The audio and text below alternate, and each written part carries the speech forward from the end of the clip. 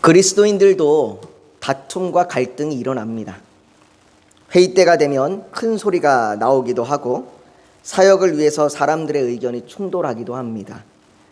교회 안이라고 해서 교회 안이 언제나 행복하고 기쁨과 웃음과 화목함만 있는 건 아닙니다. 교회 안에도 갈등과 다툼이 일어나고 또 그중에 상처를 받는 분들도 계십니다. 빌립보서 4장 2절에 보면 주 안에서 같은 마음을 품으라 라고 말씀하시는데, 이 말씀처럼 교회 안에 있는 성도가 모두 같은 마음을 품으면 좋겠지만 사실 그것이 어렵다는 건 우리 모두가 다 잘 아는 사실입니다. 심지어 빌립보서를 통해서 같은 마음을 품으라 라고 말한 이 말씀을 한 바울도 의견이 달라서 크게 충돌하였습니다. 그게 바로 오늘 우리가 읽은 본문의 내용입니다. 그렇다면 왜 바울은 충돌하면서 갈등을 일으킨 것일까요? 그리고 우리가 이 바울이 갈등하면서 충돌하는 걸 보면서 바울이 말한 주 안에서 같은 마음을 품으라라는 이 말씀을 우리가 어떻게 이해해야 할까? 본인은 갈등하고 충돌하고 갈라지면서 같은 마음을 품으라고 말할 때 그 말씀을 우리는 도대체 어떻게 받아들여야 되는가? 우리는 오늘 그 말씀을 지금 우리가 어떻게 이해해야 되는지를 좀 살펴보기를 원합니다. 지난주에 우리가 이제 안디옥 교회에 있었던 상황들을 살펴봤습니다. 안디옥 교회에 이방인들에게 구원을 위해서 할례가 필요한가라고 하는 그 문제의 갈등을 해결하기 위해서 예루살렘 교회에 청원을 했습니다.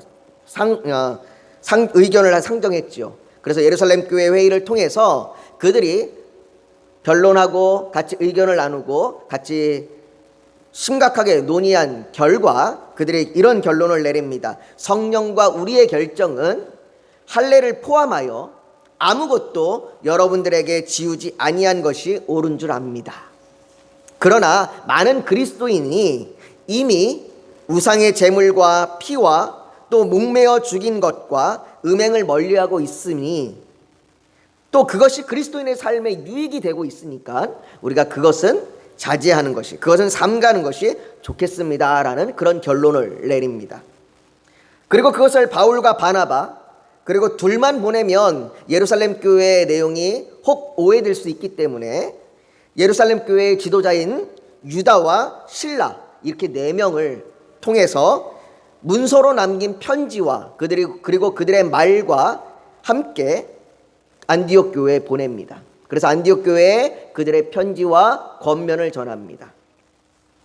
이런 결정은 31절에 의하면 읽고 그 위로한 말로 기뻐하더라라고 안디옥 교회가 그들의 편지와 위로를 받고 난 다음에 권면을 받고 난 다음에 그들이 기쁨이 되었다라고 얘기합니다. 우리의 문제가, 우리의 고민이 이렇게 해결될 수 있었구나. 우리가 이제는 할례 때문에 고민하거나 할례 때문에 우리가 매여 있지 않아도 되는구나 라고 그들이 위로하고 기쁨을 얻을 뿐만 아니라 그들의 믿음이 견고해졌습니다. 그들의 믿음이 주께 붙잡힌 바 되어 더욱더 견고해지게 되었습니다.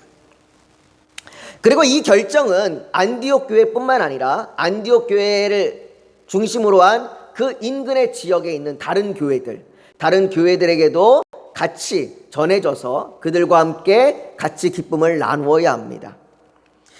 안디옥 교회뿐 아니라 수리아, 갈라디아, 비시디아 등에 있는 복음을 듣고 예수 그리스도를 영접한 많은 이방인들에게도 이 이야기는 유익이 될 겁니다. 위로가 될 것이고 기쁨이 될 겁니다. 지금이야 이런 결정들이 있다면 이메일이나 아니면 전화, 우편 또는 신문에 알리거나 뉴스를 통해서라도 신속하게 전달될 수 있습니다. 하지만 사도행전 시대만 해도 교통과 통신이 그렇게 발달한 시대는 아닙니다. 로마의 지배를 받고 있었던 시기이기 때문에 아무리 그 당시에 도로가 잘 정비되어 있다고 해도 문서를 전달하는 데는 오랜 시간이 걸립니다. 그리고 또 그 전달되는 과정 가운데 오해가 생길 수 있고 잘못 이해가 될 수도 있습니다.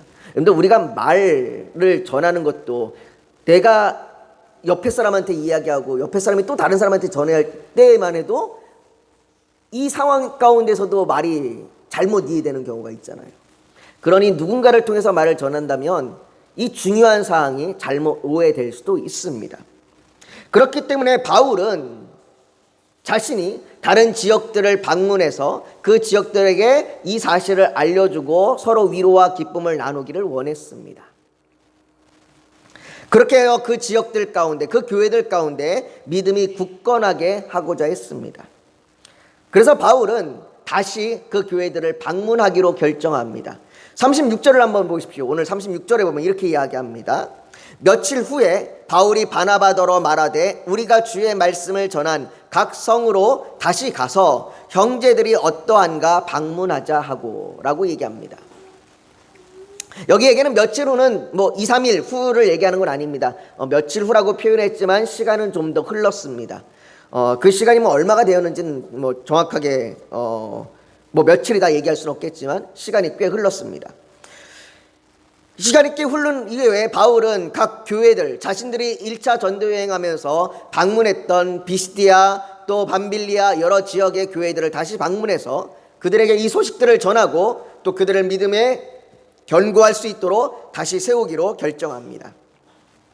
이것이 바울이 이제 시작하려고 하는 2차 전도 여행의 시작입니다.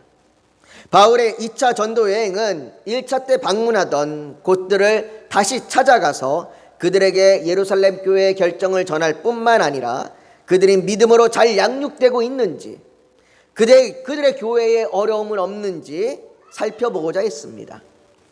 그래서 2차 전도 여행 초기에는 바울과 바나바가 전에 방문했던 루스드라, 이고니온, 비스디아, 안디옥과 같은 지역들, 1차 때 방문했던 지역들을 다시 방문합니다. 그런데 이 2차 전도 여행은 그 시작에서부터 어려움이 생깁니다. 전도 여행을 아직 출발도 안 한 이제 출발하려고 마음먹은 이때부터 어려움이 생기기 시작합니다.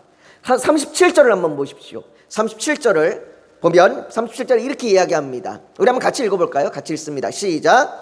바나바는 마가라 하는 요한도 데리고 가고자 하나. 여기에 의견이 약간 좀 다른 의견이 등장하기 시작합니다. 바나바가 마가라 하는 요한도 데리고 가자라고 말합니다. 우리 둘만 가지 말고 마가도 데리고 가자. 이 마가라 하는 요한은 바울과 바나바가 1차 전도여행을 갈 때에 함께 했던 사람입니다. 1차 전도여행을 갈 때에 바울과 바나바뿐만 아니라 이 마가 요한도 함께 동행했습니다. 하지만 이 사람은 바울과 바나바와 끝까지 함께하지 않았습니다. 중간에 전도여행을 포기하고 돌아가 버렸습니다. 물론 그가 뭐 때문에 중간에 포기했는지는 성경이 기록하지 않기 때문에 정확하게 알 수 없습니다. 다만 그가 상황적인 부분을 생각해 볼 때 밤빌리아에서부터 비시디아로 가는 그 산맥의 길이 너무나 험하고 너무나 그 여정이 어려워서 그가 중간에 포기하지 않았나. 마가가 가는 길이 그게 쉽지 않았기 때문에 포기하지 않았나 생각이 되어집니다. 마가에게는 그 선교 여행의 여정이 쉽지 않았습니다. 여러분, 사람마다 기질이 다르고 사람마다 가지고 있는 역량이 다르잖아요. 어떤 사람은 선교 여행이 쉬운 사람이 있고 어떤 사람은 선교 여행이 어려운 사람이 있습니다. 아니, 선교 여행을 떠나서 우리가 그냥 일반적으로 여행을 가도 마찬가지입니다. 어떤 사람은 여행의 스타일이 다 같이 어울려서 패키지처럼 가는 게 편한 사람이 있고 어떤 사람은 홀로 가는 사람이 편한 사람이 있고 어떤 사람은 여행을 가면 한 번 간 김에 뽕을 뽑아야 된다고 최대한 많은 곳을 방문하기 위하여 여러 군데를 방문하는 사람이 있고 어떤 사람은 그저 휴양을 목적으로 그것이 편한 사람이 있습니다. 저도 개인적으로 저는 여러 사람하고 어울려 가는 것보다 그냥 혼자 가는 게 편한 사람입니다. 한번 저희 여러 사람이 어울려서 한번 갔다가 제가 이게 정말 너무 힘들구나라고 한번 된통 느꼈던 적이 한번 있어서 저는 혼자 가는 게 편합니다. 아마 저도 마가처럼 이렇게 바울과 바나바의 이 어려운 여정을 함께 참여할 때 저도 끝까지 감당할 수 있었을까 하는 의문이 저 스스로에게도 들기도 합니다. 여하튼 마가는 중간에 포기했습니다. 마가는 중간에 포기하고 고향으로 돌아갔습니다. 그러나 이 일이 바울에게는 안 좋은 기억으로 남았습니다. 그래서 38절에 보면 바울이 이렇게 얘기합니다. 우리 같이 한번 읽어봅시다. 같이 읽습니다. 시작. 바울은 밤빌리아에서 자기들을 떠나 함께 일하러 가지 아니한 자를 데리고 가는 것이 옳지 않다 하여. 바울은 마가가 함께 동행하여 가는 것, 자기는 원치 않다, 옳지 않다라고 이야기합니다. 여러분, 일을 하다 보면 정말 일하기 어려운 사람이 있습니다. 같이 일하기 정말 어려운 사람이 있어요. 비인격적으로 이기적이거나 상대를 무시하고 모욕하고 꼼수를 부리거나 자기 욕심만을 채우는 사람은 당연히 같이 일하기 어려운 사람입니다. 간혹 그런 비인격적인 사람이 월등히 실력이 뛰어나서 일을 잘하는 경우가 있습니다. 그래서 어쩔 수 없이 필요상 그와 일할 수는 있습니다. 그러나 필요가 없어진다면 굳이 그와 함께 일하려고 하는 사람은 없을 겁니다. 이왕이면 인격적이고 이왕이면 좋은 관계 가운데 일을 하길 원합니다. 그러나 오늘날의 경제사회는 그렇지 않습니다. 오늘 경제사회가 나오는 이 심각한 문제점이 바로 이겁니다. 경제의 승리를 위해서는 비인격적인 것들이 묵인하게 되었습니다. 여러분들, 학생들이 겪는 입시를 보십시오. 그리고 스포츠 경기를 보십시오. 기업의 갑질이나 소비자들의 갑질 등 우리는 이러한 것들이 계속해서 비인격적이어도 괜찮다고 그렇게 그냥 묵인시되어 넘어가는 경우들이 많음을 보게 됩니다. 이런 사람들하고는 정말 일하기 싫습니다. 일하기 어렵습니다. 오늘 본문의 바울이 마가와 함께 가는 것이 옳지 않다라고 말하는 것은 이 경우는 그래도 아닌 것 같습니다. 그래도 마가가 복음을 받아들이고 주님을 따르겠다고 결정한 사람으로서 그가 비인격적인 사람은 아니었던 것 같습니다. 비록 마가가 함께 일하지 못하고 중간에 포기하고 돌아갔지만 그것이 내가 다시는 저런 인간하고 일 안 한다, 내가 저 인간하고 내가 다시는 상종하나 봐라, 바울이 이 정도로 여길 정도로 그가 비인격적이었느냐? 그건 아닌 것 같아요. 지금은 비록 바울이 마가와 전도 여행을 함께 갈 수 없다라고 말하지만 바울은 그가 쓴 여러 서신서에서 마가를 자신의 동역자라고, 자신에게 유익한 자라고 그렇게 말합니다. 그것으로 보아 바울과 마가가 정말로 서로 간에 비인격적인 존재로 상대하지 못할 놈, 정말로 저 사람은 같이 일해서는 안 될 사람, 이렇게 단호하게 끄는 그런 사람은 아니었던 것 같습니다. 그렇다면 만약에 그 이유가 아니라면 바울이 마가와 함께 가는 것이 옳지 않다라고 말하는 다른 이유가 있을 겁니다. 인격적으로는 괜찮지만 같이 일하기 어려운 사람은 제가 생각해 볼 때 우선 일에 대해서 생각이 다른, 생각이나 뜻이 다른 사람이 우리가 그런 경우가 일을 하기 힘든 경우입니다. 저는 목회를 하기 전에 직장 생활을 하면서 직장 동료들과 큰 부딪힘 없이 잘 지내는 편이었습니다. 제가 한 직장에서만 오랫동안 일을 했는데 한 직장에서 오랫동안 일을 하면서 웬만한 사람들과 거의 다 원만하게 지냈습니다. 정말 잘 지냈습니다. 얼마나 잘 지냈냐면 저희 그 직장에서 일했던 그 동료들이 한 40여 명 되는데 제가 마지막 직장을 그만두는 그 송별회 잔치에, 그 송별회 모임에 한 38명 정도, 한 두세 명 빼고는 다 모여서 같이 그 위로했던 적이 있습니다. 그런데 제가 웬만한 사람들하고는 다 원만하게 잘 지내고 같이 일을 하기 쉽고 일을 하기 좋아했는데 제가 직장생활 8년 하면서 정말 크게 한번 대립해서 저 사람과는 같이 일을 못하겠구나, 저 인간하고는 내가 다시는 상종 못하겠구나라고 그렇게 생각한 적이 있습니다. 바로 일에 대한 생각이 달라서였습니다. 일을 하는데 그 일에 대해서 바라보는 그 생각과 목적과 그 뜻이 달랐기 때문이에요. 그 일을 처리하는 방식이 너무나 달랐기 때문에 저는 그 사람하고 일하는 것이 너무나 힘들었고 그래서 부딪힌 적이 있었습니다. 교회에서도 마찬가지입니다. 교회에서도 담임 목사와 부교육자 간에 사역에 대한 생각이 다르면 함께 동역하기가 어려운 경우들도 있습니다. 바울은 마가가 자신의 사명을 중간에 포기하고 돌아갈 정도로 사명감이 부족하다고 여겼습니다. 그것은 바울이 마가를 신뢰할 수 없게 했습니다. 전도 여행은 단순한 여행이 아닙니다. 여러 가지 시험과 위험이 있고 목숨을 보장할 수 없는 사역입니다.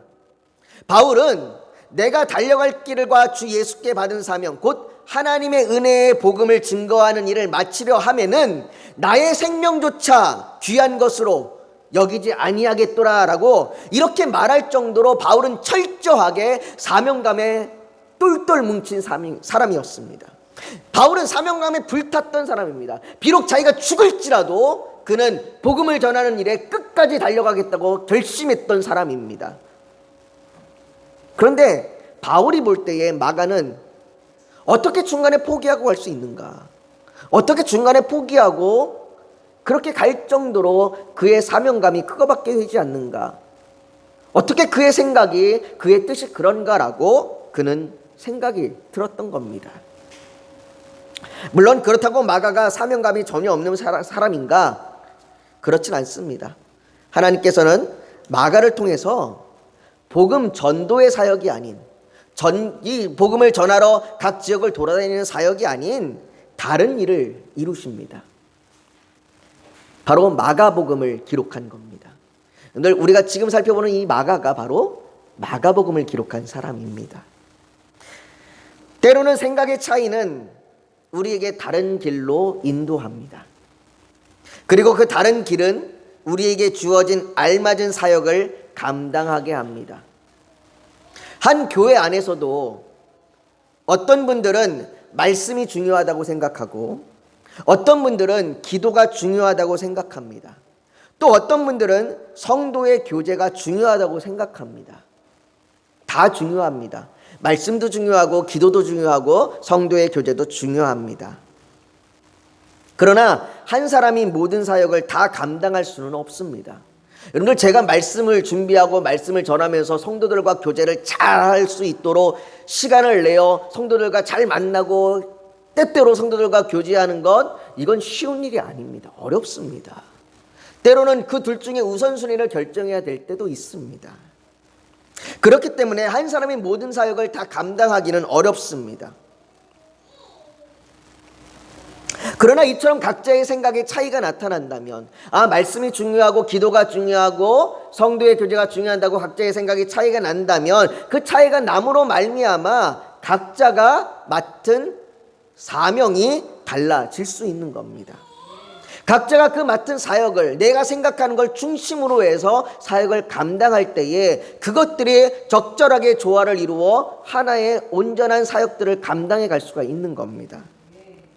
바울에게 선교의 사명이 있었다면, 내가 선교를 위하여 내가 목숨을 걸 정도로 불타는 사명감이 있었다면 마가에게는 복음서를 기록할 사명이 있었던 겁니다. 마가는 앉은 자리에서 책상에 앉아 복음서를 기록하며 이 예수 그리스도의 이 사역을, 이 예수 그리스도의 일을 전할 그 사명이 있었던 겁니다. 그러나 그렇게 각각의 사명이 다르고 각각의 일이 달라서 서로가 맡겨진 일들이 있었지만, 이 당시에는 이 바울이 마가에 대하여 이렇게 단호한 결정을 내리는 것에 대해서 바나바는 좀 이해하기 어려웠습니다. 그래서 바나바와 심한 다툼이 되었습니다. 39절에는 서로 심히 다투어 피차 갈라서니라고 말합니다. 여기 사용하는 심히 다투어라고 하는 이 심이라고 하는 말, 이 심이라고 하는 이 헬라어 단어의 원래 의미는 어떤 의미냐면 격발하다, 폭발하다라는 의미입니다. 여러분들, 우리 흔히 분노가 폭발한다고 말하잖아요. 내 쌓인 감정이 폭발하다고 말합니다. 이때 사용하는 이 폭발한다고 말하는 이 말이 오늘 성경에 기록된 심이라고 하는 말에 사용되는 헬라어 말의 뜻입니다. 지금 바울과 바나바의 다툼이 그냥 언쟁이 아니에요. 그냥 논쟁이 아니라 폭발한 겁니다. 심히 폭발한 거예요. 분노가 폭발해서 크게 충돌한 사건입니다. 바나바는 바울이 마가 요한을 반대하는 것을 절대로 굽히지 않는 것에 미칠 것 같았습니다. 반대로 바울은 바나바가 마가 요한을 너무 품으려고만 하는 것 같아서 이해가 되지 않았습니다. 이런 일은 지금도 교회 안에서 얼마든지 많이 일어납니다. 이 바울처럼 사역이 더 중요하다고 여기는 사람이 있는 반면에 바나바처럼 그래도 한번 실패했어도 그래도 우리가 품어줘야 되지 않느냐, 사람이 먼저지 않느냐라고 이처럼 사역이냐 사람이냐라고 하는 갈등은 지금도 교회 안에 있습니다.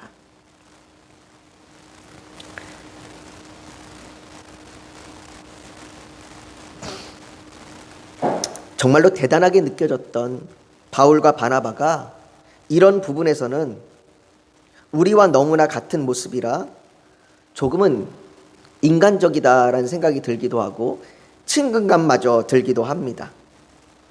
그리고 또한 베드로도 그렇고 바울도 그렇고 성경의 수많은 인물이 지금 우리가 겪는 삶의 문제들과 사역의 고뇌들을 동일하게 하고 있다는 것을 볼 수 있습니다. 사도들이나 지금 우리나 때로는 실수하고 넘어지지만 계속해서 예수님을 닮아가는 사람들입니다. 여러분들 사도들도 완전한 사람이 아닙니다. 바울도 완전한 사람이 아닙니다. 심지어 엘리야도 완전한 사람이 아닙니다. 다 우리와 성정이 같다고 얘기했습니다. 그들도 고뇌하고 실수하고 실패하고 넘어집니다. 그러나 그들과 우리와 동일한 건 함께 예수를 닮아가는 일로 나아가는 겁니다.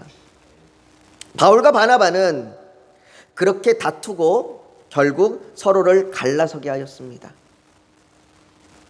인간은 이런 다툼이 일어나면 꼭 편을 정하려고 합니다. 특히 우리나라가 이게 좀 심한 것 같아요. 뭔가 다툼이 일어나고 싸우면 꼭 편을 들죠. 너 네 편이야 내 편이야. 응? 그래서 편을 들고 누가 옳은지를 따집니다. 제 말이 맞아 내 말이 맞아. 교회 안에서도 성도들이 이런 다툼이 일어나면 성도들 간에 갈랐습니다. 아주 편을 이루죠.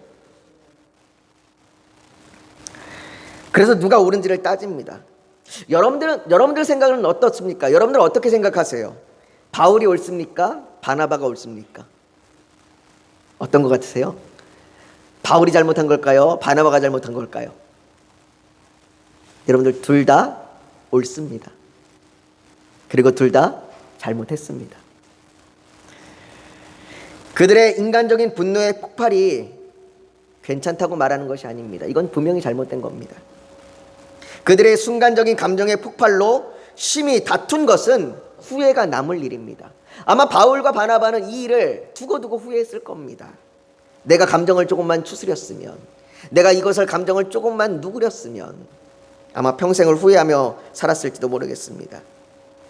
그러나 바울과 바나바 둘의 사역과 사람의 이 대하는 생각의 차이, 이건 어느 한쪽이 틀리다고 말할 수 없습니다. 교회 안에서 말씀이 중요합니까? 기도가 중요합니까? 말씀이 중요합니까? 성도의 사역이 중요합니까? 어느 한쪽이 맞다 틀리다 말할 수 없습니다. 바울과 바나바는 여전히 복음을 전하고자 하는 같은 목표를 가지고 있습니다. 교회를 세우고자 하는 같은 목표를 가지고 있는 겁니다. 그렇기에 그들은 비록 서로 갈라섰지만 39절에서부터 41절에 보면 성경은 이렇게 이야기합니다. 바나바는 마가를 데리고 배 타고 구브로로 가고 바울은 실라를 택한 후에 형제들에게 주의 은혜의 부탁함을 받고 떠나 수리아와 길리기아로 다니며 교회들을 견고하게 하니라 라고 말합니다. 그들이 싸우고 다퉈서 어떻게 저렇게 싸울 수 있어? 어떻게 저렇게 나한테 저럴 수 있어? 내가 다시는 저놈하고 상정 안 해. 아니 내가 차라리 내가 상처받아서 내가 다시는 신앙생활 안 해. 내가 다시는 안 믿어. 이러고 교회를 떠나거나 예수님을 떠나는 것이 아니라, 여러분 교회 안에 이런 일이 얼마나 많이 일어나는지 모릅니다. 서로 성도들끼리 싸우고 성도들끼리 분노를 폭발한 다음에 심지어는 상처받고 교회를 떠나는 일도 있습니다. 그러나 바울과 바나바는 상처받고 교회를 떠나고 주님을 멀리하는 것이 아니라 그들은 각자의 자리에서 주님의 복음을 전하고자 하는 그 길로 각각 나아갑니다.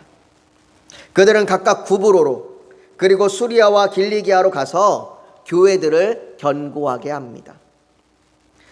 바울과 바나바의 다툼이 장애가 되고 상처가 되고 아픔이 될 것이라고 생각했는데 하나님께서는 오히려 선교의 길을 두 길로 확장했습니다.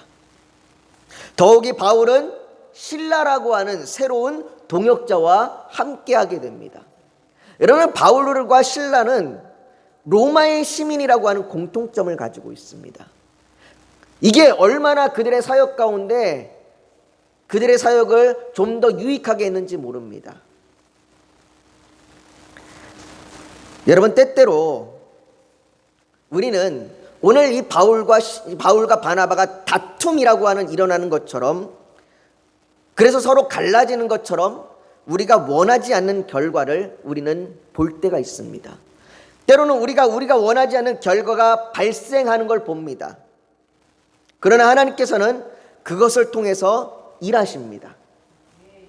저는 신대원에 들어가서 부교육자로 사역을 가기 위해서 참 많은 이력서를 제출했습니다.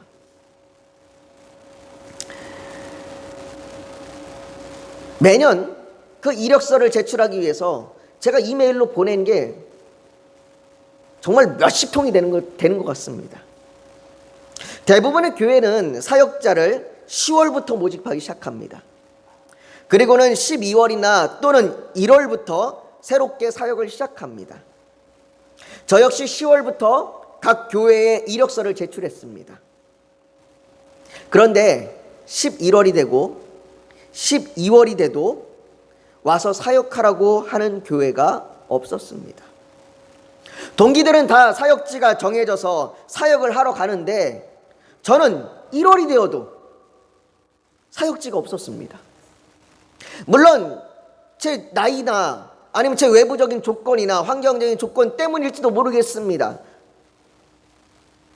아니, 어떻게 보면 저보다 더 못한 것 같은 사람도 사역지가 정해지는 걸 보면 또 마음이 복잡해지기도 했습니다. 매일 저녁 하나님 앞에 앞뒤로 기도할 때마다 하나님, 도대체 왜, 이건 내가 원하는 결과가 아니지 않습니까? 내가 이런 결과를 바라면서 신대원에 들어온 건 아니지 않습니까? 하나님, 적어도 나를 이 신대원에 보내셨으면 사용하셔야 되지 않습니까? 라고 울부짖으며 기도했던 적도 있습니다. 그렇게 1월이 되어도 사역지가 결정되지 않은 그 시간들을 보내고 2월이 되어서야 겨우 사역지가 정해졌습니다. 그리고 그것도 2번이나 말이죠. 제가 담임 목회를 하기 전에 부교육자로 세 교회에서 사역을 했는데 그 세 교회 중에 2교회가 사역지가 결정된 때가 2월입니다. 밀려서 더 끝에 가서 사역지가 결정된 겁니다. 우리 동기들 또 많은 부교육자들 가운데 그런 말이 있습니다. 흔히 이렇게 사역지가 늦게 결정되는 교회, 사역지에 이렇게 부교육자가 늦게 결정되는 교회는 사역하기 힘든 교회라고 그렇게 얘기합니다. 얼마나 교회가 문제가 있거나 아니면 담임 목사와 부교육자 간에 서로 갈등이 있으면 사역자가 안 구해져서 2월까지 왔을까, 그렇게 보통 우리가 흔히 얘기합니다. 그래서 제가 2월 달에 사역지가 결정되고 2월 달에 사역지를 갈 때에도 그 교회가 어떤지 다시 한번 생각해 보라고 이야기하는 동기들도 있었습니다. 그렇게 늦게 결정돼서 그런 마음을 갖고 그렇게 사역을 하러 갔지만 오히려 저는 그곳에서 너무나 좋은 교육자들과 너무나 좋은 성도들을 만날 수 있었습니다. 더군다나 2월에 오니까 그들도 기다렸던 거예요. 기다리다 드디어 나타난 사람입니다. 그러니 얼마나 반겨주고 얼마나 도와주고 얼마나 함께 협력했겠습니까? 또 그들이 얼마나 기도하며 그들이 준비하며 기다렸겠습니까? 그래서 정말로 저는 오랜 기간의 사역은 아니었지만 2번의 교회에서 사역할 때에 너무나 기쁘고 즐겁게 사역하고, 또 제가 고난에 있을 때에 그들이 너무나 많이 도와줬습니다. 어떤 분들은 한 직장을 그만두게 되므로 하나님께서 사역의 길로 부르시기도 합니다. 또 어떤 분들은 직장을 은퇴하고 나서 하나님의 인도하심을 받아 새로운 삶을 살아가기도 합니다. 어떤 분들은 실직과 질병, 이별 등의 자신이 원하지 않는 결과들이 하나님께서 다른 길을 열어주시는 것을 보기도 합니다. 영화 사운드 오브 뮤직에 보면 그런 이야기가 있습니다. 하나님께서는 한쪽 문을 닫으실 때에 다른 쪽 문을 열어두신다고요. 하나님께서는 우리의 길이 우리가 원하지 않는 결과가 발생해서 하나님 이건 아니지 않습니까? 왜 이런 일들이 일어납니까? 할 때에 하나님께서는 오히려 그 일들을 통하여 다른 길을 열어주십니다. 그렇게 우리는 하나님의 인도하심을 수용할 태도가 필요합니다. 내 상황과 내 실패와 내 막혀있는 것을 보는 것이 아니라 이 상황 가운데 하나님께서 내게 주시는, 나를 인도하시는 그 인도함을 따라갈, 수용할 태도가 우리에게 필요합니다. 바울과 바나바는 각자의 길을 수용했습니다. 그들이 싸우고 갈라지고 다퉈서 각자의 길로 갔지만 그 길을 그들은 수용했습니다. 그로 인해 행하시는 하나님의 인도하심을 따랐습니다. 여러분, 우리는 이곳 가운데서 하나를 더 유심히 봐야 될 것이 있습니다. 여러분, 바울과 바나바가 비록 심히 다투었지만 그들은 각자에게 행하시는 이 하나님의 인도하심을 수용하며 따랐고 인정했습니다. 자신의 길만이 옳다고 여기고 서로가 등을 돌리지 않았습니다. 내 길도 하나님이 인도하시고 바울의 길도 하나님이 인도하심을 그들은 인정했습니다. 물론 그들이 감정과 분노가 폭발하고 다툰 것은 잘못된 일입니다. 다투지 말아야 합니다. 빌립보서 2장 3절은 아무 일에든지 다툼이나 허영으로 하지 말고 오직 겸손한 마음으로 각자 자기보다 남을 낮게 여기라라고 말합니다. 이 말처럼 다투지 말아야 합니다. 겸손함과 허용함을 가져야 합니다. 그러나 만일 다툼이 일어난다 할지라도 선을 넘지는 말아야 합니다. 비평은 하되 비난하지 말라라는 말이 있습니다. 서로의 상처와 자존심을 건드리며 서로 원수가 될 듯이 다투지 말아야 합니다. 바울과 바나바는 비록 심히 다투고 각자 사역의 길로 갔지만 그들은 서로를 향하여 비난하지 않았습니다. 그것은 바울이 마가를 대함에도 마찬가지입니다. 바울은 골로새서 4장 10절에 나와 함께 갇힌 아리스토고와 바나바의 생질 마가라고 자신의 동역자인 마가를 보면서 바나바를 기억합니다.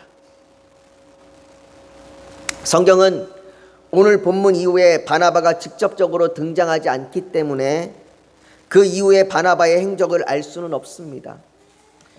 성경의 정경 속에 들어가진 66권 안에 들어가진 않았지만 외경 가운데 바나바 행전이라고 있습니다. 그 외경인 바나바 행전에는 바나바가 이 구브로 지역에서 죽었다라고 이야기합니다. 그래서 바나바가 구브로로 선교 사역을 가서 그곳에서 죽었다라고 이야기하는 기록이 있기 때문에 바나바가 어쩌면 그곳에서 죽었을지도 모르겠습니다. 그래서 바나바와 바울이 다시 만나는 일이 없었을지도 모르겠습니다. 그러나 바울은 그럼에도 불구하고 고린도 교회에 보내는 편지에도 그렇고 또 여러 서신서들을 통해서 바나바를 자신과 함께 사역을 감당했던, 또 자신처럼 하나님의 사역을 감당하고 있는 귀한 동료요 동역자로 여기고 있습니다.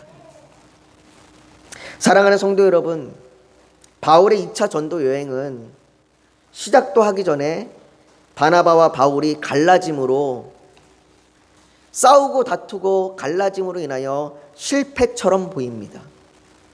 시작도 하기 전부터 이렇게 싸우고 갈라지니 실패한 것 아닙니까? 라고 그렇게 여겨집니다. 그러나 하나님께서는 오히려 그 길을 확장시키실 뿐만 아니라 하나님의 인도하심에 따라 사람들에게 사역의 자리를 조절하십니다. 그래서 바울에게는 실라라는 동역자를 주시고 마가는 바나바의 선교를 도울 뿐만 아니라 복음서를 기록하는 사역을 맡기십니다. 여러분, 때로는 우리에게 실패처럼 보이는 것이 있습니다. 내가 생각할 때 좋은 방법이 아니라고 여겨질 때도 있습니다. 심지어 옳지 않다고 생각이 들기도 합니다. 누군가 헤어짐, 실직, 입원 등과 같은 일을 당하면 뭐가 문제인가? 무엇이 문제였기 때문에 이 사람이 이런 일들을 당했는가? 그렇게 판단하기도 합니다. 그러나 그 순간에 하나님은 우리의 자리를 조절하시며 우리의 하나님의 인도하심을 받아들이며 따라오라 말씀하십니다. 여러분, 그렇기 때문에 우리가 쉽게 섣불리 우리 자신이나 타인에 대하여 판단하지 마십시오. 때로는 그의 실패가, 때로는 그의 어려운 상황이 하나님께서 그의 사역의 자리를 조종하는 경우일지도 모르겠습니다. 저는 제가 질병으로 인하여 오랜 시간 동안 병원에 입원함으로 인하여 오랜 시간 동안 사역을 하지 못한 적이 있습니다. 제가 병으로 입원한 건 실패처럼 보였고, 제가 병원으로 입원함으로 인하여 사역이 끝나는 것처럼 여겨졌습니다.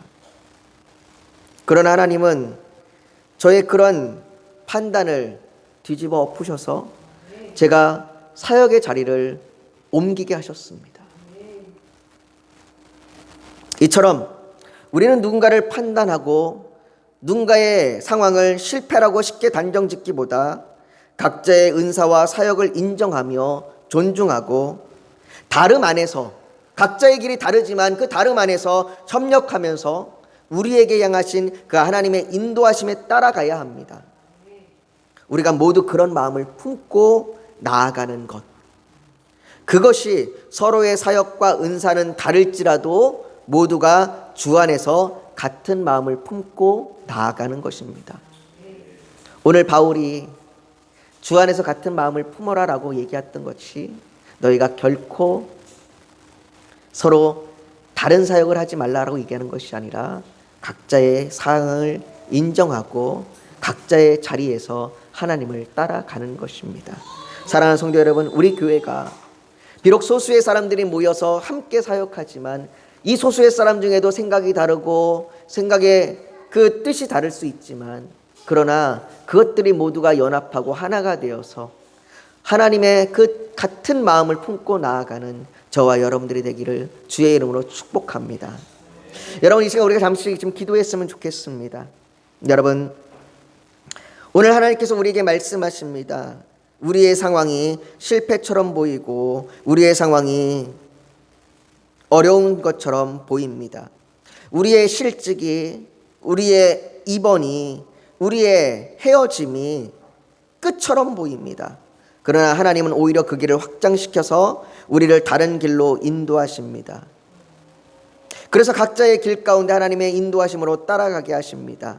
그리고 그 각자의 길이 합쳐져서 같은 마음으로 품고 세워지는 교회가 됩니다. 사랑하는 성도 여러분, 이 시간 주님 앞에 하나님 우리를 인도하셔서 우리가 하나님의 그 인도하심을 따라가며 우리가 같은 마음을 품고 각자의 길을 갈 수 있도록 인도해 달라고 우리가 지금 기도하며 나아가길 원합니다. 우리가 그 주님의 인도하심을 따라가기를 수용하도록 우리가 결단하며 나아가기를 간절히 소망합니다. 우리 같이 기도하겠습니다. 여러분, 잠시 고개 숙여 더 묵상하기를 원합니다. 오늘 하나님 앞에 하나님 우리의 상황과 우리의 실패와 우리의 실직과 입원과 헤어짐을 통해서 하나님이 우리의 길을 확장시키실 뿐만 아니라 우리의 사역을, 그 자리를 조절하심을 우리가 수용하며 따라가게 하여 주시옵소서. 아버지, 우리가 쉽게 판단하고 결정짓는 것이 아니라 우리가 각자의 길에 하나님의 인도하심을 믿고 나아가게 하시고, 우리가 그 각자의 하나님의 인도하심을 믿고 나아갈 때에 교회가 주 안에서 같은 마음을 품게 하여 주시옵소서. 아버지 하나님, 우리가 그렇게 오늘 말씀을 의지하며 기도하며 나아갑니다. 그 기도하는 그 고백과 결단이 있다면 가슴에 손을 얹어 하나님 앞에 표현하길 원합니다. 또 오늘 예배를 드리러 나오면서 기도의 제목 소원이 있어서 주님께 맡기기를 원하신다면 손을 포개에 얹기를 원합니다. 육신이 연약하면 연약한 곳에 믿음으로 손을 얹기를 원합니다. 오늘 하나님께서 성령으로 우리 사이를 운행하시며 우리를 만지시고 치료하여 주실 줄 믿습니다. 거룩하신 아버지 하나님, 때로는 아버지 하나님, 우리의 상황이 실패처럼 보이고 우리의 상황이 잠시 멈춘 것처럼 보입니다. 그러나 아버지 하나님, 하나님은 그 가운데서 우리를 인도하시고 우리의 길을 확장시키실 뿐만 아니라 때로는 우리의 사역의 자리를 조절하시기도 하십니다. 아버지 하나님, 그렇기 때문에 아버지 하나님, 우리가 쉽게 누가 옳은가 누가 틀린가를 판단하기보다 각자의 자리에서 하나님의 인도하심을 믿고 따라가게 하여 주시옵소서. 그렇게 각자의 길로 따라가며 인도하심을 받을 때에 정말로 우리 교회가 주 안에서 같은 마음을 품고 각자의 사역들이 연합하여 나아가는 교회 될 줄 믿습니다. 아버지, 우리가 그런 마음을 품고 기도합니다. 결단합니다. 우리의 결단과 기도 가운데 함께하여 주시옵소서. 또한 아버지, 우리가 주님 앞에 나오면서 우리의 간절한 기도의 제목 소원이 있어서 주님께 맡기기를 원하여 손을 포개에 얹었습니다. 아버지, 우리의 기도의 제목 소원 이루어 주시옵소서. 우리의 육신의 문제들, 우리의 삶의 문제들, 우리의 모든 영혼의 문제들 주여 붙들어 주셔서 정말로 모든 관계가 풀어지게 하시고 모든 길을 인도하시고 우리에게 평안과 위로함을 주시고 우리가 염려와 근심이 아닌 기쁨으로 가지고 살아가게 하여 주시옵소서. 또한 아버지, 우리 육신이 연약합니다. 아버지, 우리를 고쳐주시고 치료하여 주시옵소서.